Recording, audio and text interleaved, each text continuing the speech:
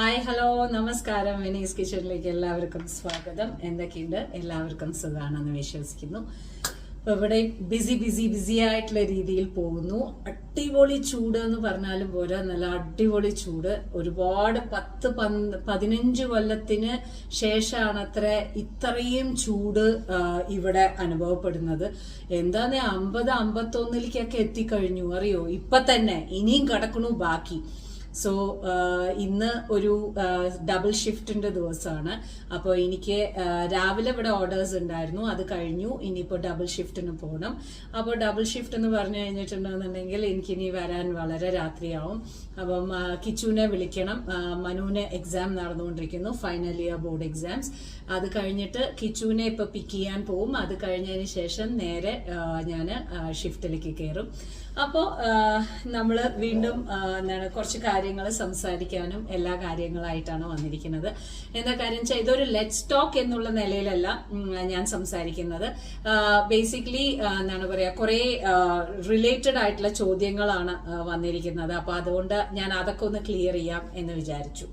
Okay, ഒരുപാട് പേരുടെ question എന്താണെന്ന് വെച്ചാല് എങ്ങനെയാണ് വിനിയുടെ അടുത്തുനിന്ന് ഫുഡ് ഓർഡർ ചെയ്യുക? ഓക്കെ, അപ്പൊ നിങ്ങൾക്ക് എന്താണ് വേണ്ടത് എന്നുള്ളത്, നിങ്ങൾ എവിടെയാണ് താമസിക്കുന്നത് എന്നുള്ളത്. ഒരുപാട് പേര് ബോംബെന്ന് ഡൽഹിന്ന് ഒക്കെയാണ് എൻ്റെ അടുത്ത് ചോദിക്കുന്നത് ഹോം ഫുഡ് കിട്ടുമോ എന്നുള്ളത്. ഞാൻ ബേസ് ചെയ്തിരിക്കുന്നത് ദുബായാണ്, നിങ്ങൾക്ക് അറിയാലോ. സോ നിങ്ങൾ ദുബായിലാണെന്നുണ്ടെന്നുണ്ടെങ്കിൽ നിങ്ങൾ വേറെ എവിടെയാണെന്നുണ്ടെങ്കിലും നിങ്ങൾ എവിടെയാണെന്നുള്ളത് കറക്റ്റ് ആയിട്ട് എനിക്ക് ഒന്ന് ഇൻഫർമേഷൻ തരിക. ഞാൻ ഇൻസ്റ്റഗ്രാം പേജിന്റെ ലിങ്ക് ഞാൻ താഴെ തരാം. അവിടെ വന്നിട്ട് നിങ്ങൾ എനിക്കൊരു DM ചെയ്താൽ മതി. അത് കഴിഞ്ഞതിന് ശേഷം നിങ്ങൾ ഞാൻ കുറച്ച് ഡീറ്റെയിൽസ് തരിക. അത് കഴിഞ്ഞതിന് ശേഷം നിങ്ങൾക്ക് ഞാൻ എന്റെ ഡീറ്റെയിൽസ് എല്ലാം ഞാൻ പറഞ്ഞു തരാം. അത് കഴിഞ്ഞാൽ പിന്നെ നമ്മൾ വിനീസ് കിച്ചൺ ഗ്രൂപ്പിലേക്ക് നിങ്ങളെ ആഡ് ചെയ്യുന്നതായിരിക്കും. അവിടെ തലേ ദിവസം തന്നെ, അടുത്ത ദിവസം വരുന്ന പോസ്റ്റർ ഞാൻ തലേ ദിവസം തന്നെ പോസ്റ്റ് ചെയ്യാറാണ് പതിവ്. സോ ദാറ്റ് എനിക്ക് പ്രീ ഓർഡർ ഇല്ലാതെ ഞാൻ ഒന്നും തന്നെ ഉണ്ടാക്കാറില്ല.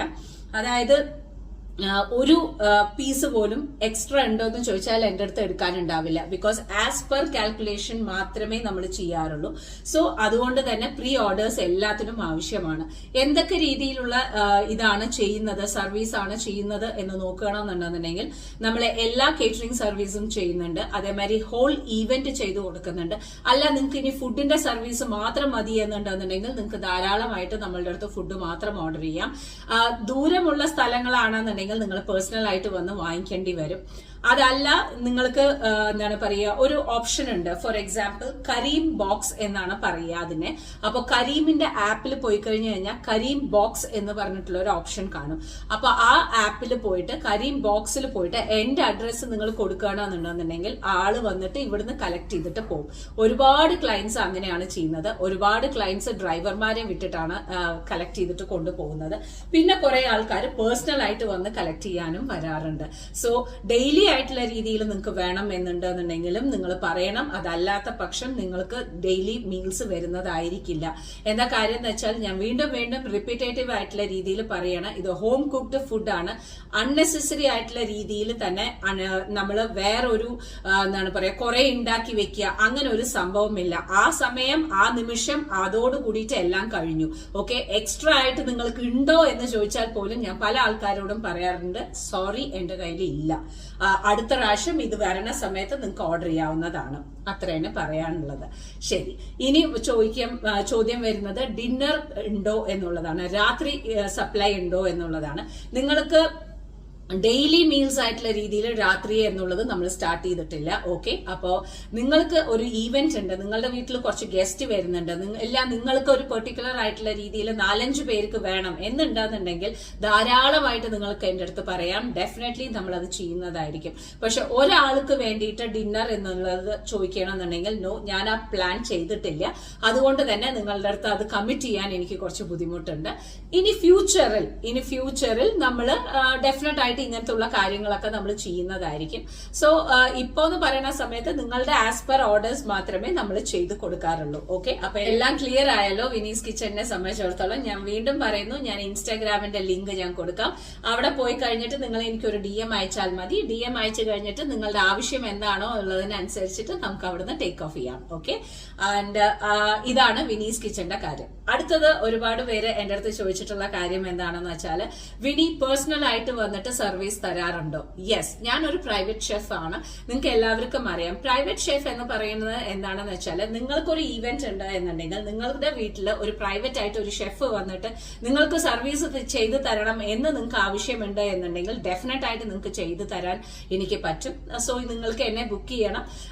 എന്റെ ഡേറ്റ്സ് അവൈലബിലിറ്റി ഒന്ന് നോക്കണം. അപ്പോൾ അതിനനുസരിച്ചിട്ടുള്ള രീതിയിലായിരിക്കും നമ്മൾ വർക്ക് ഓൺ ചെയ്യുക. അപ്പൊ നിങ്ങളുടെ ഡേറ്റ്സ് ഒക്കെ നിങ്ങൾക്ക് നേരത്തെ അറിയുമെന്നുണ്ടെന്നുണ്ടെങ്കിൽ ഡെഫിനറ്റ്ലി എനിക്ക് മെസ്സേജ് അയക്കുക. എനിക്ക് മെസ്സേജ് അയച്ചിട്ട് എന്റെ ഡേറ്റ്സ് ഒന്ന് കൺഫേം ചെയ്യുക. നിങ്ങളുടെ ഡേറ്റ് എപ്പോഴാണെന്ന് അറിയിക്കുക. നമ്മൾ നിങ്ങൾക്ക് വേണ്ട ഉള്ള ക്യൂറേറ്റ് ചെയ്ത് മെനു കംപ്ലീറ്റ് ആയിട്ട് ക്യൂറേറ്റ് ചെയ്ത് എത്രയാണ്, അതായത് ഇപ്പൊ ഫോർ എക്സാമ്പിൾ വളരെ വലിയൊരു ക്രൗഡ് ആണെന്നുണ്ടെങ്കിൽ എന്റെ ഹോൾ ടീം വരുന്നതായിരിക്കും. ഞാനും എന്റെ ഷെഫ് ടീംസ് വരുന്നതായിരിക്കും. അല്ല, എനിക്ക് ഹാൻഡിൽ ചെയ്യാൻ പറ്റും എന്ന് തോന്നുകയാണെന്നുണ്ടെങ്കിൽ എനിക്ക് ഹാൻഡിൽ ചെയ്യാൻ തക്ക രീതിയിലുള്ളത് ഞാൻ എന്തായാലും ചെയ്യുന്നതായിരിക്കും. സോ ഇൻഡിവിജ്വൽ ആയിട്ട് ഞാൻ വരാറുണ്ട്. അല്ല, വലിയ ക്രൗഡ് ആണെന്നുണ്ടെന്നുണ്ടെങ്കിൽ ഹോൾ ടീമും വരാറുണ്ട്. സോ ഇതാണ് പ്രൈവറ്റ് ഷെഫ് എന്നുള്ള രീതിയിലുള്ളത്. ഇനി അടുത്ത ചോദ്യം വരുന്നത് എന്താണെന്ന് വെച്ചാൽ, വിനി സപ്പർ ക്ലബ്സും ചെയ്യുന്നുണ്ട് എന്ന് പറഞ്ഞിട്ടുണ്ടായിരുന്നല്ലോ. അതും ഇതും ഒന്നാണോ? അല്ല, അതും ഇതും ടോട്ടലി ഡിഫറെന്റ് ആണ്.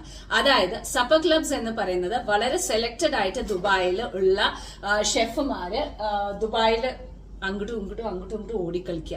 അപ്പം ദുബായിൽ സെലക്ടഡ് ആയിട്ടുള്ള ഷെഫുമാര് എന്താണ് പറയാ, ഒരു പ്ലാറ്റ്ഫോമിൽ ഇരുന്നിട്ടാണ് ആ പ്രൈവറ്റ് ആയിട്ടുള്ള രീതിയിൽ സപ്പർ ക്ലബ്സ് എന്ന് പറഞ്ഞ് നടത്തുന്നത്. അതിലൊരാളാണ് ഞാൻ. സോ സപ്പർ ക്ലബ്, എന്റെ സപ്പർ ക്ലബ് ടോട്ടലി ഡിഫറെന്റ് ആണ്. ഇതും അതുമായിട്ട് ഒരു കണക്ഷനും ഇല്ല. അത് ഞാൻ വീണ്ടും പറയുകയാണ്. ബിക്കോസ് എന്താ കാര്യം എന്ന് വെച്ചാൽ, ഒരുപാട് പേര് ആലോചിക്കുന്നത് എന്താ വെച്ചാൽ, ഇതിലൂടെ ബുക്ക് ചെയ്തിട്ടേ വരാൻ പറ്റുള്ളൂ. നോ, സപ്പർ ക്ലബിന്റെ പ്ലാറ്റ്ഫോം ടോട്ടലി ഡിഫറെന്റ് ആണ്. കേറ്ററിംഗിന്റെ പ്ലാറ്റ്ഫോം ടോട്ടലി ഡിഫറെന്റ് ആണ്.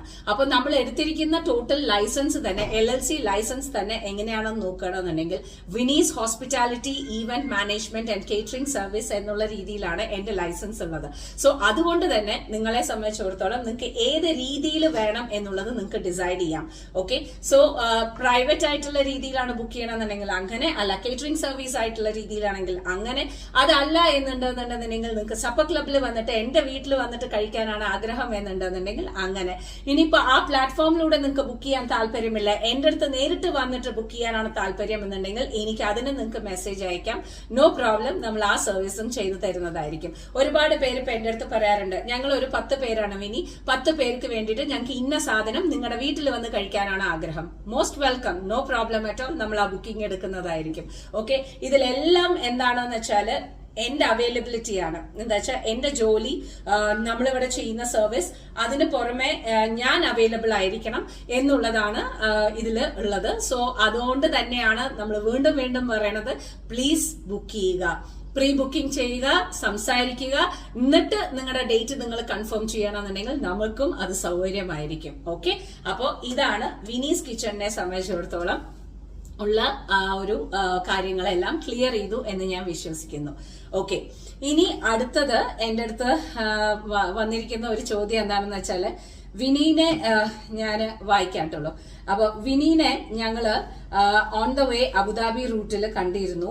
വണ്ടി വളരെ പതുക്കെ ആയതുകൊണ്ടാണ് കാണാൻ പറ്റിയത്. It was really clouds down ആയിരുന്നു അന്നത്തെ ദിവസം. വിനി, നിങ്ങൾക്ക് പേടി ഉണ്ടായിരുന്നില്ലേ? നിങ്ങൾ വളരെ സ്ലോ ആയിട്ട് പോകുന്നത് കണ്ടു. പക്ഷെ എന്നാലും hats of two your courage. സത്യം, നിങ്ങൾ കണ്ടോ? അയ്യോ, എനിക്ക് തോന്നുന്നു, എനിക്കറിയില്ല ആരാണ് ആ സൈഡായിട്ട് പാസ് ചെയ്ത സമയത്ത്, 2 പ്രാവശ്യം സൈഡിൽ പാസ് ചെയ്ത സമയത്ത് ഗ്ലാസ് ഇറക്കിയിട്ട് നിങ്ങൾ എന്തോ പറയാൻ ശ്രമിക്കണ മാതിരി ആരോ കാണിച്ചിട്ടുണ്ടായിരുന്നു.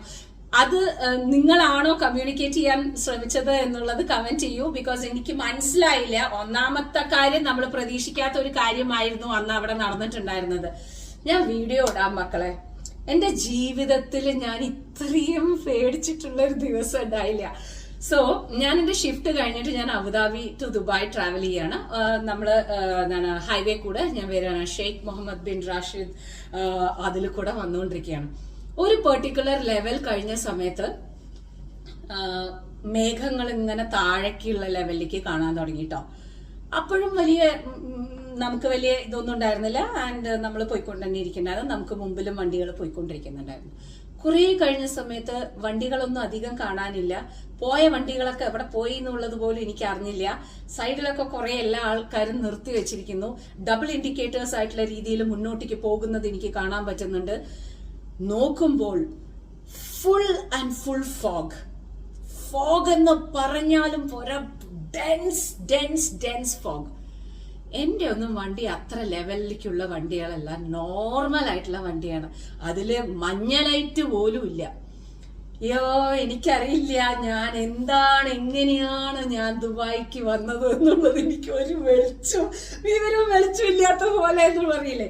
പക്ഷെ ഇറ്റ് വാസ് സൂപ്പർ ഫൺ എന്ന് വേണമെങ്കിൽ പറയാം. First experience with a fog. And എന്താ പറയാ, ആ ഒരു ത്രില്ലിംഗ് ആയിട്ടുള്ള രീതിയിൽ ഞാൻ തന്നെ ഓട്ടിക്കുന്നു എന്നുള്ളത്. വളരെ സ്ലോ ആയിട്ടാണ് വണ്ടി പോയിക്കൊണ്ടിരിക്കുന്നുണ്ടായിരുന്നത്. ഡബിൾ ഇൻഡിക്കേറ്റേഴ്സ് ഇട്ടിട്ടാണ് പോയിക്കൊണ്ടിരിക്കുന്നുണ്ടായിരുന്നത്. അതില് എനിക്ക് എന്റെ സൈഡിലേക്കായിട്ട് ഒരു 2 പ്രാവശ്യം കടന്നിട്ട് ഇങ്ങനെ കാണിച്ചിട്ടുള്ള അത് പോണ്ട്. ഞാൻ വിചാരിച്ചു മുമ്പിലേക്ക് പോണ്ട എന്ന് പറയാനാണോ എന്ന് വിചാരിച്ചിട്ടാണ് ഞാനൊന്ന് റിയാക്ട് ചെയ്യാണ്ടിരുന്നത്. ഞാൻ എന്തായാലും നിങ്ങൾക്ക് ആ ഒരു രീതിയിൽ എന്നെ കണ്ടിട്ട് മനസ്സിലായി. ആൻഡ് ആ ഒരു കറേജ് ആയിട്ടുള്ള രീതിയിൽ അന്ന് പോയ എല്ലാ ആൾക്കാരും നല്ല കറേജിയസ് ആയിട്ട് തന്നെയാണ് പോയെന്നുള്ളത് വേണമെങ്കിൽ ഞാൻ പറയാം. ഒരുപാട് പേര് സൈഡിൽ നിർത്തി വെച്ചിട്ടുണ്ടായിരുന്നു. നമുക്ക് ബോർഡും കാണാനില്ല, എങ്ങടാ പോണേന്നും അറിയില്ല, ദുബായിക്കാണോ പോണേ വേറെ എവിടേക്കെങ്കിലും ആണോ പോണേ, പിന്നെ എന്താണെന്ന് വെച്ചാൽ നേരെ റോഡ് ദുബായ് എന്നെന്നും പറഞ്ഞിട്ട് അങ്ങോട്ട് പോവാണ്. ഒന്നും കാണാനില്ല. സോ അങ്ങനെയൊക്കെയുള്ള എക്സ്പീരിയൻസ് ഒക്കെ വരും. പക്ഷെ ഈ ഫോഗ് എക്സ്പീരിയൻസ് ആദ്യമായിട്ടാണ് എനിക്ക്. ഇത് വന്നിട്ടുണ്ട്, എന്താ പറയാ, സാൻഡ്സ്റ്റോം.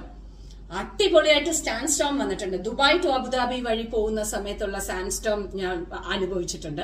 അത് മാത്രമല്ല, പോയിക്കൊണ്ടിരിക്കുന്ന സമയത്ത് കാറ്റ് വന്നിട്ട് നമ്മുടെ വണ്ടി ഇങ്ങനെ നിങ്ങളുടെ അലഞ്ചു. നല്ല രസമാണ്. അതൊക്കെ നമുക്ക് നല്ലൊരു എന്താ പറയാ, നമുക്ക് ആ 4 വീൽ ഡ്രൈവ് ഒന്നും ഇല്ലാതെ കട്ടിക്കുള്ള വണ്ടിയൊന്നും ഇല്ലാത്ത നമ്മളെ മാതിരിയുള്ള പാറ്റ വണ്ടികളൊക്കെ ഇങ്ങനെ പോകുന്ന സമയത്ത് ടക് ടക് ടക് ടക് ടക് ടക് ടക് എന്നുള്ള ഒരു ഫീലിംഗ് നമുക്ക് വരും.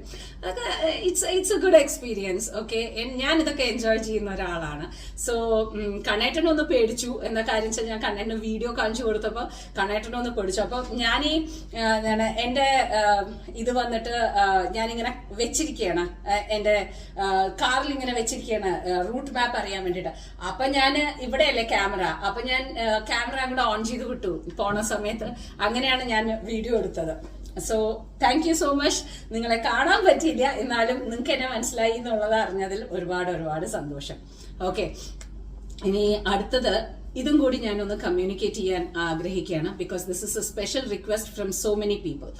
ആൻഡ് ഇതൊരു എക്സ്പീരിയൻസ് എനിക്കും കൂടി ആയതുകൊണ്ട് ഞാൻ എന്തായാലും ഇത് കമ്മ്യൂണിക്കേറ്റ് ചെയ്യാമെന്ന് വിചാരിക്കുകയാണ്. ഓക്കെ, സോ നമ്മള് ഒരു 1 വീക്ക് മുമ്പ്, അതായത് ഈ മെസ്സേജ് വന്നിട്ട് എനിക്ക് 1 മാസമായി, ഏകദേശം 1 മാസത്തോളായി.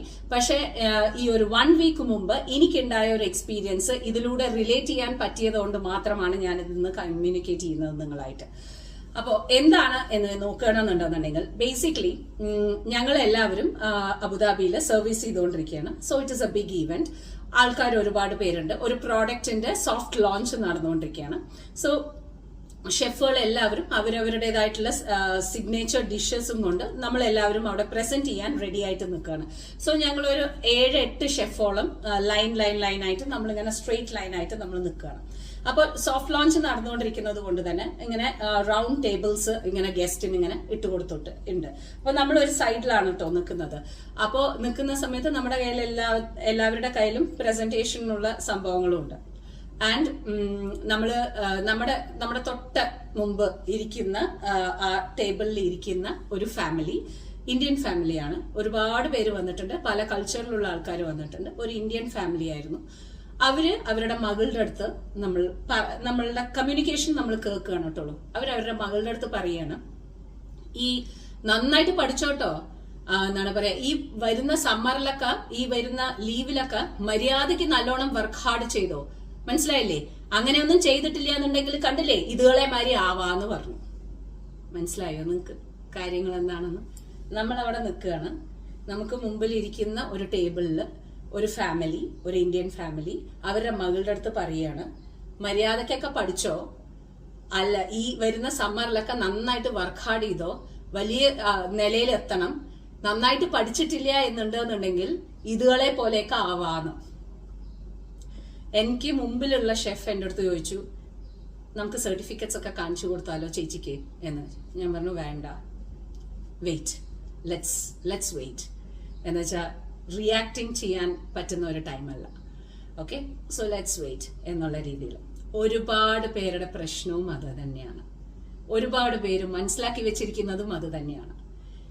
ഒരുപാട് പേരുടെ ഇഷ്യൂ എന്താണെന്ന് വെച്ചാൽ ഹോട്ടൽ മാനേജ്മെന്റ് ഇല്ലെങ്കിൽ ഒരു ഷെഫ് ഇല്ലെങ്കിൽ ഒരു കേറ്ററിംഗ് സർവീസ് എന്ന് പറഞ്ഞു കഴിഞ്ഞിട്ടുണ്ടെങ്കിൽ അതൊരു തരം താണ ഒരു ജോലിയാണ് എന്നുള്ളതാണ് നിങ്ങൾ എല്ലാവരും ഒരുപാട് പേര് മനസ്സിലാക്കിയിരിക്കുന്നത്.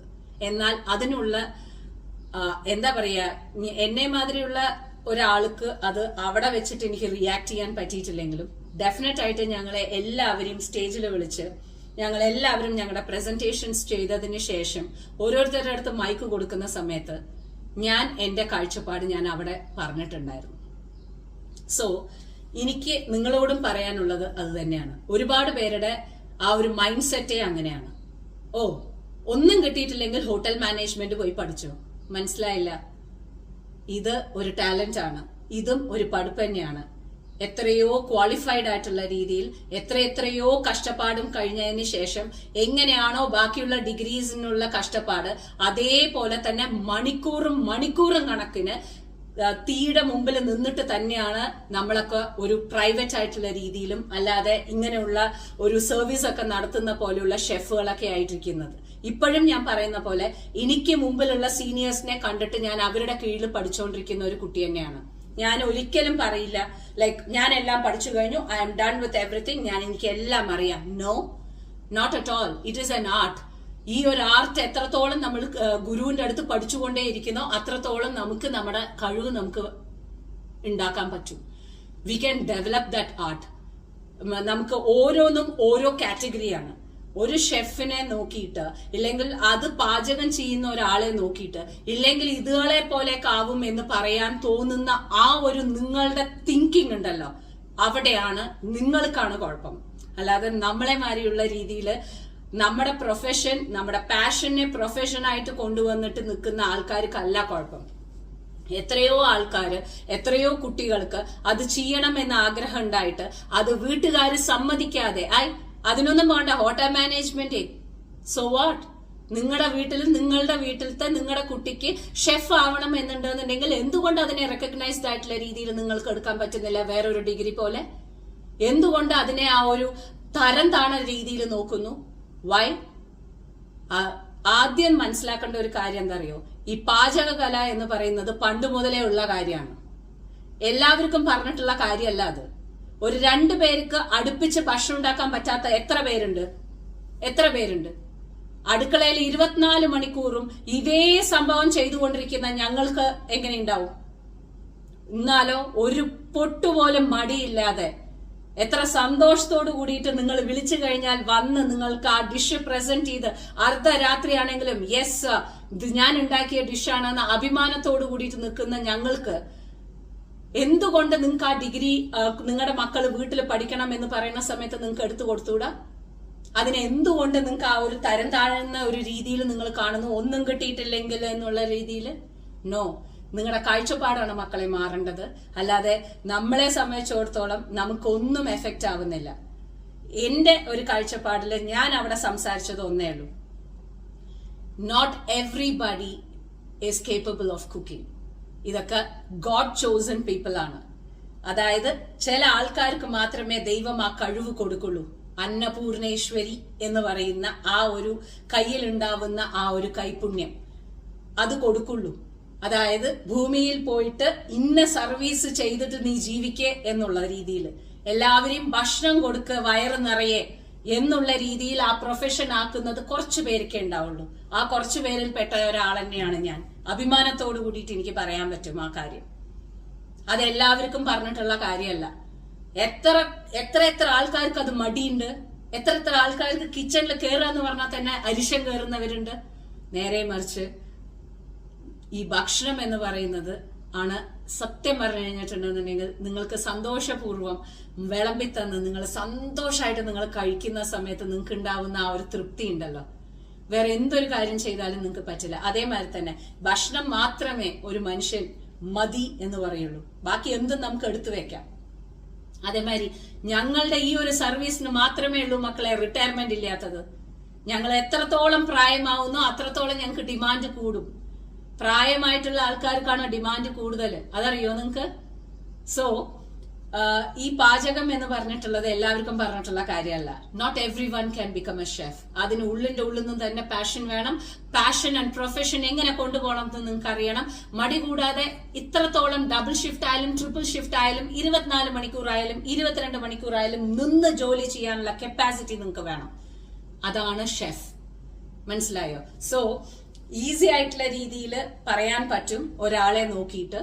അങ്ങനെ നോക്കുകയാണെന്നുണ്ടെങ്കിൽ ഏതൊരു ഡിഗ്രിയും ഇങ്ങനെ തന്നെ കാണാവുന്നതാണ്. ചില ആൾക്കാർ മാത്രമാണ് വൈറ്റ് കോളേഴ്സ്, ബാക്കിയുള്ളവരെല്ലാവരും ഇങ്ങനെയാണ്. നോ, എല്ലാ ജോലിക്കും അതിൻ്റെതായിട്ടുള്ള വാല്യൂ ഉണ്ട്. എല്ലാ ജോലി ചെയ്യുന്ന ആൾക്കാർക്കും അതിൻ്റെതായിട്ടുള്ള റെസ്പെക്ട് കൊടുക്കാൻ ആദ്യം പഠിക്കുക. എന്നിട്ട് ഞാൻ മൈക്ക് എടുത്തിട്ട് അത് തന്നെയാണ് പറഞ്ഞത്. ആ മോളെ നോക്കിയിട്ടും അത് തന്നെയാ പറഞ്ഞത്. പഠിച്ച് നന്നായി വലുതായി ഇനി ഒരു ഷെഫ് ആവണം എന്ന് മോൾക്ക് തീരുമാനിക്കണമെന്നുണ്ടെങ്കിൽ നല്ലൊരു ഷെഫായിട്ട് അമ്മയ്ക്ക് നല്ലൊരു അമ്മയും അച്ഛനെയും പ്രൗഡ് ആക്കൂട്ടോ മോളെ എന്ന് പറഞ്ഞിട്ടാണ് ഞാൻ സ്റ്റേജിൽ നിന്ന് ഇറങ്ങിപ്പോയത്, അറിയോ? സോ എന്റെ അടുത്ത് ആൾക്കാര് ഒരുപാട് പേര് അമ്മമാര് എന്റെ അടുത്ത് പേഴ്സണൽ ആയിട്ട് മെസ്സേജ് അയച്ചിരിക്കുന്നതും അതാണ്. വിനി, അവയർനെസ് ഇല്ല ആൾക്കാർക്ക്. നമ്മുടെ വീട്ടിൽ വന്നിട്ട് ഒരു കുട്ടി ഷെഫ് ആവണമെന്ന് പറയുമ്പോഴേക്കും മൊത്തത്തിൽ എല്ലാം കഴിഞ്ഞിരിക്കുന്ന പോലുള്ള ഒരു ഫീലിംഗ് ആണ് എല്ലാവരും കൊടുക്കുന്നത്. For what? അവർക്ക് അത് ആഗ്രഹമുണ്ട് എന്നുണ്ടെങ്കിൽ ലീവ് ദം ഫോർ ദാറ്റ്. അതിൽ അവർക്ക് എവിടെ ഫ്ലറിഷ് ആയിട്ട് വരാൻ പറ്റുമോ അവർക്ക് അത് ചെയ്യട്ടെ. അവര് ഈ ഷെഫ് എന്ന് പറയുന്നതിൽ ഒരു വിഭാഗത്തിൽ മാത്രം ഒതുങ്ങുന്നതല്ല. പേസ്ട്രി ഷെഫ് ആവാം, ഇറ്റാലിയൻസിന്റെ സ്പെഷ്യലൈസേഷൻ ആവാം, ഏത് സ്പെഷ്യലൈസേഷൻ വേണമെങ്കിലും നിങ്ങൾക്ക് എടുക്കാൻ പറ്റുന്നതാണ്. ഗവൺമെന്റ് രീതിയിലാവാം, എങ്ങനെ വേണമെങ്കിലും നിങ്ങൾക്ക് എടുക്കാവുന്നതാണ്. സോ ആ ഒരു കാറ്റഗറീനെ അങ്ങനെ കാണുക എന്നുള്ളത് ഇനിയെങ്കിലും അതിനെ ഒന്ന് മാറ്റിപ്പിടിക്കുക എന്ന് മാത്രമേ ഞാൻ പറയാൻ ഉദ്ദേശിക്കുന്നുള്ളൂ. Being a chef and I proudly say that I am a chef. എന്നുവെച്ചാൽ ഈ സംഭവങ്ങളൊക്കെ ഞാനും എന്റെ ജീവിതത്തിൽ നേരിട്ടിട്ട് വന്ന ഒരു കുട്ടി തന്നെയാണ്. ആരും വിശ്വസിക്കാനൊക്കെ ഭയങ്കര ബുദ്ധിമുട്ട് തന്നെയാണ്. ഓ, പാചകോ? അതിപ്പോ ആർക്ക് വേണമെങ്കിലും ചെയ്യാം. സീരിയസ്ലി, ആർക്ക് വേണമെങ്കിലും ചെയ്യാം, ആർക്ക് വേണമെങ്കിലും ചെയ്യാവുന്നതാണ്. പക്ഷെ കൺസിസ്റ്റൻസി ആൻഡ് കൈപുണ്യം അത് എല്ലാവർക്കും വരണമെന്നില്ല. നമ്മൾ ഇന്ന് ഉണ്ടാക്കിയ പോലെ തന്നെ, ഒരാൾക്ക് ഉണ്ടാക്കിയ പോലെ തന്നെ, അല്ലെങ്കിൽ 2 ആൾക്ക് ഉണ്ടാക്കിയ പോലെ തന്നെ 1800ഉം 20,000 സദ്യ വന്നാലും അതേ കൺസിസ്റ്റൻസി മെയിൻറ്റെയിൻ ചെയ്യണം. അത് എല്ലാവർക്കും പറഞ്ഞിട്ടുള്ള കാര്യമല്ല. അത് പാചകത്തിനോട് താല്പര്യം ഉണ്ടായിട്ട് പാചകം ചെയ്യുന്ന ആൾക്കാർക്ക് വരുന്ന ഒരു കലയാണത്.